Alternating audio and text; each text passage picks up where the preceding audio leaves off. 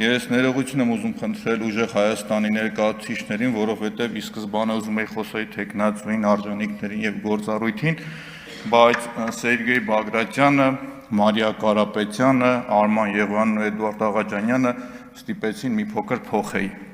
Նաեւ շատ կառուցողական ելույթ ունեի տիկին Նազելի Բաղդասարյանի հետ, որը հույսով եմ դեռ առիթ կունենամ խոսելու դրա մասին։ Տիկին Մարիա Կարապետյան, հիմա ասեմ ինչ է կոռուպցիան։ Ուղիղ առարկայական, ոնց է արտահայտվում այդ պոզով պոչով կենթանին, որը մտել է ՔՊ-ի շարքերը նեպոտիզմի շրջանակում ու դուրս չի գալիս։ Օրինակը շատ առարկայական բերեմ ձեզ։ Երևան քաղաքը հայտարարում է մրցույթ ժոնգթոնգ ավտոբուսներ ձեռք բերելու համար։ Ասում է, ուզում ենք գնենք, մասնակցում է մի ընկերություն, խոսամ ոնց է մասնակցում առանձին, գալիս են ավտոբուսները։ Ու ինչ է պարզվում, որ այս 150 ավտոբուսների 2 նստարանը պակաս է։ Չկա։ Ու գուշակեք ինչ է լինում, փոխանակ, ասեն ախպեր ջան, լավ որ 2 նստարանն է, ուրեմն մի քիչ պակաս պետք է լիներ այդ փողը։ Կամ արի ստեղ հələ դու ով ես որ մեր հարկատուների փողը վերցրեք, կերել ես 2 նստարան պակաս ես արտադրել։ Նախ այդ ժոնգտոնգը չինականի ժոնգտոնգն է, ժոնգտոնգի չինականն է, իսկականը չէ, բայց դա մի կողմ, դա հետո կպատմեմ։ Ինչ է լինում։ Գնում է կառավարության չզեկուցող հարցերի հետ, ասում են ամեն ինչը թույն էր, օքեյ, նստվում է Երևան քաղաքի բյուջեին։ Կոռուպցիայի դրսևորում, դրա դիմաց պետք է մեկը դատվեր, ավել տված փողը հետ վերցներ։ Ոչ են ա եղել, ոչ են ա եղել։ Մեկ այլ ուրիշ օրինակ, Տիկին Կարապետյան, ինչ է կոռուպցիան։ Նախ կոռուպցիայի սահմանում չկա։ Ամեն կոռուպցիոն դրսևորին յուրովի է։ Ու այդ պոզով պոչով կենթանին մի սահմանում չի, մի նախադասությամբ չի։ Ամեն մեկը յուրովի արտահայտվում է։ Տեսեք, հիշում եք այն կոպեկները, որ 100 դրամանացուն մանեթնիկները առեկցում էին ավտոբուսների մեջ։ Հիշում եք, պարոն Աբրամյան։ Ուրեմն ինչ է լինում։ Երևանի քաղաքապետարանը որոշում է, որ դա առնի։ Պատահականությամբ, շատ պատահականությամբ այդ մանեթնիկները վաճառում է կառավարության աշխատակազմի ղեկավարի տեղակալ Զարայի ամուսին Օմնիկոմի Ռուբոն։ Վաճառում է, լավ անում, ես խնդիր չեմ տեսնում, բայց այդ անտերի գինը շուկայում մտնում, նայես 35,000 դրամ է։ Ներողություն մի բան էլի։ Ես խնդրում եմ տարբեր մանավանդ պետական ծառայողների մասին, պաշտոնյաների մասին խոսելիս դիմենք անուն ազգային։ Հա, ես ներողություն խնդրում ազգանունը չէի։ Քաղաքական մշակույթ ընդունեցի դիտողությունը, բայց ազգանունը չեմ հիշում, ներողություն եմ խնդրում։ Ինչն է հետաքրքիր, որ այդ մանեթնիկների գինը մի 40,000 դրամ էր։ Իսկ գիտեք քանիս էին առել քաղաքապետարանը 140,000 դրամի չափ, 130 քանիս։ Հելել եմ, գոռում եմ, ասում դատախազություն, այ ախպեր, արի մա տեսնենք ինչ է կատարվում ստեղ։ Ոչինչ ստախոսության համար պատասխանատվության ենթարկեցին, որտեղ առարկայական կտանեի դատախազության աշկը կմցնեի, կասեի նայ տես սրագին նեսկանա։ Ոչ էլ այդ մարդկանց վրա գործ հարուցեցին, բայց այդ ջանդամարը առել էին թանկ։ 2 ամիս հետո այդ մանեթները տարան թափեցին, ասին մեզ էլ պետք չի նոր համակարգ ենք ներդնում։ Բա որ գիտեք, որ 2 ամիս հետո միասնական տոմսային համակարգներ եք դնելու 700 ավտոբուս կա, չգիտեմ քանիսի համար են առել։ Այդքան փող ավել, խի տվեցիք։ Լավ ընդունենք 500 ավտոբուսի համար էին առել, 50 միլիոն դրամը կոպիտ կարտայտեմ, կասեք ոչ բարեկիրթ եք դուք։ Շարունակեմ այլ օրինակ բերեմ կոռուպցիայի։ Ուրեմն տեսեք, այգիները, որոնք որ կառուցել են Երևան քաղաքում, 40-ամյակի հաղթանակի այգին նվիրված Մալաթիայում, խնդրում եմ, աղաչում եմ, մի հատ գնացեք նայեք այդ այգու վիճակը, ողբերգական ուղղակի, ասենց մատով կպտում է, ասենց թափվում էր, սարքել են խայտառակ վատ, այդ ընկերությանը հերիք չի պիտի գցեին սև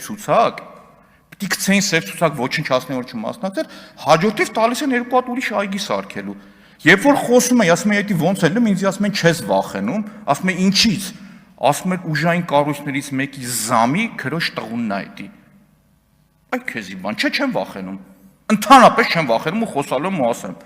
Ախպեր մարդուն ինչ եք տվել։ Կարող է պայմանավորված էր պետական հովանավորչություն էր էսի։ Բայց պետական հովանավորությունը մի հատ ուրիշ ձև ցույց տամ, ասում եմ կոռուպցիան որն է։ Հա պատմեմ կոռուպցիան որն է ու առարկայական, ամեն ինչ համար է պատասխան եմ կրում։ Լիլիանարմ ընկերություն, որի ՍՊ-ի տնօրենը ձեր ցուցակի մարդն է։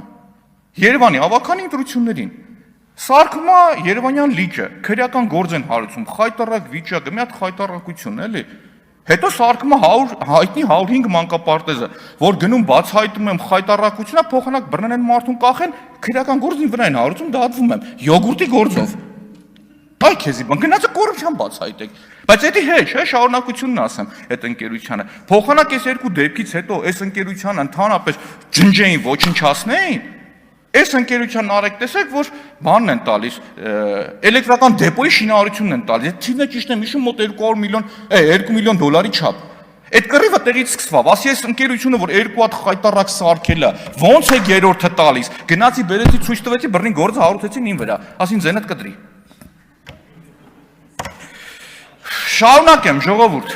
շարունակեմ։ Այդ կոռուպցիայի դրսևորումը սեն շարունակական, երկարաժամկետ կան, բայց կան դրսևորումներ, որոնց հարցի ուղումը ուղիղ տալու եմ երկրի վարչապետին, որ հետաքրքիր է իր դիրքորոշումը հաջորդիվ։ Այդ շարքը անվերջ է ուղղակի։ Պարոն Բագրատյան, Տիկին Կարապետյանի մասին շատ խոսացի կներեք, էլի, որ ասում եք Ավետիսյան Արմենը սա Հայաստանում եք կպատմեր, չգիտեմ, պլաստմասեկով բանով, էլի, դուք լուրջ հանցագործության մասին հաղորդում եք։ Բա դրա համար ոչ մեկի նստած չի։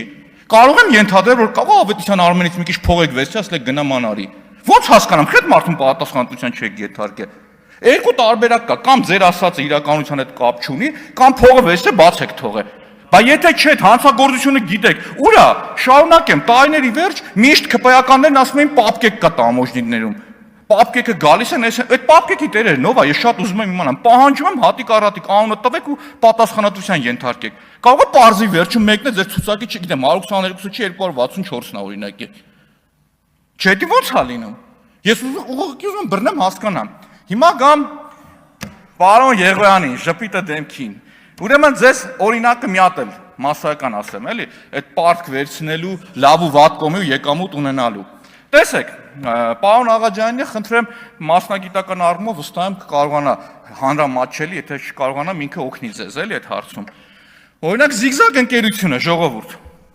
Մենք բոլորս գիտենք, որ էլեկտրոտեխնիկա բերողները, որ բերում վաճառում են, այս ռուս-ուկրաինական պատերազմի արդյունքում շատ փող են աշխատել։ Բնական է, այդ եկամուտները իրենց կամքից անկախ հայք է։ Գալիս է Հայաստանից գնում է դուրս։ Զիգզագ ընկերությունը բացել է Միլե ընկերության պաշտոնական ներկայացություն, շատ թանկ էլեկտրոտեխնիկա է։ Ու ակնհայտ է, որ այդ տեխնիկան մենակ հայերը չեն առնում, դուրս են գնում։ Շատ ճիշտ են արել, օբյեկտիվ շատ ճիշտ են արել այս մարդիկ։ Բայց եթե այս մարդիկ նույն տրամաբանությամբ գնան մի հատ Bank Olufsen-ի կամ մի հատ ուրիշ ավելի թանկ ընկերության խանութ առնեն, վարկ վերցնեն, այդ խանութը սկսեն բերել լցնել, պատերազմը պրծնի ինչ կլնեն, կսննկանան, որովհետև այդ վարկը չեն կարողանա տալ։ Այսինքն մարդ, երբ որ եկամուտը պատահական գալիս ընկնում է իր վրա, պատահական գալիս ընկնում է վրա, դու պետք է կարողանաս դա ճիշտ կառավարել։ Եթե դու մնում ես այդ եկամուտի տակ ու չես գիտակցում, որ պետք չի պարտք վերցնել կամ պարտքը վերցնելուց արդյունավետ պետք է կառավարես, դու խնդիր ունես։ Օրինակը շատ պարզ եմ ասում, մի ուրիշ օրինակ բերեմ պրոյեկտն պետական ապարատի վրա։ Երբ որ դու պարտք ես վերցնում ջրամբար կառուցել, օրինակ Կապսի ջրամբարը 130 միլիոն, թիվը կարող սխալ չեմ, դոլար պլանավորում ես, ներգրավում ես Եվրասիական բանկից փողեր,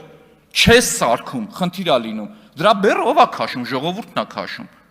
Եվ վաղը մյուս օր, եթե այս պատերազմը պրծա, մուտքերը մեր չապահովեց, ես շատ ուրախ եմ, որ մեր երկրում լրացուցիչ մուտքեր է գեներանում, շատ ուրախ եմ, որ համախառն ներքին արդյունքի աճանում, որտեղ առաջի դրա շահառուն մեր քաղաքացին է լինում։ Իհարկե շատ լավ է, մենք պետք է ճկուն լինենք, կարողանանք ճիշտ կառավարել, ճիշտ բերել տեղը դնել այդ ամբողջը, բայց եթե մենք չենք կարողանում ռիսկերը long time, երկարաժամկետ ընթացքում կառավարել, դա խնդիր է ստեղծում, պարոն Եղոյան։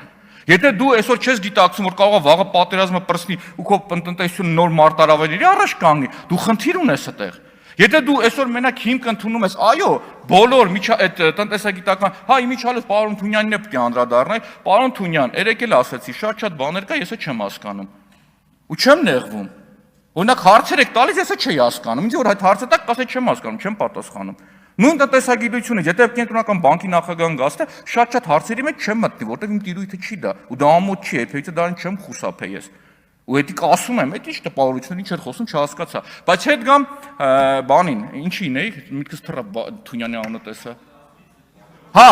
պետք է կարողանաս ճիշտ կառավարել։ Կա էֆեկտներ, որոնց կառավարիչը դուք չեք, պարոն Եղոյան։ Օրինակ Սևծովյան ճգնաժամը, ոչ մի ձևով դրա տերը դուք չեք։ Պարսկաստանի ու Ամերիկայի հարաբերությունների սրվերն ու լոգիստիկ խնդիրներն ու մյուս դրա կառավարիչը դուք չեք, բայց դրա պտուղներ քաղողը դուք եք։ Ու վերջում տեխնացուն, որ ասում էր ձգում եք ժամկետը, խնդիր եք ստեղծում, ժողովուրդ միշտ հիշեք, քամից հանես, փոթորիկ հետ կհավաքես։ Որոշեցիք sense բան անել ուժեղ Հայաստանի հետ կապված, հետ կհավաքեք պտուղներ։ Հաջորդիվ շատ ելույթ ունեմ, կներեք, այս անգամ ներող եղեք ինձ, ես չկարողացա տեխնացուին մասին խոսել։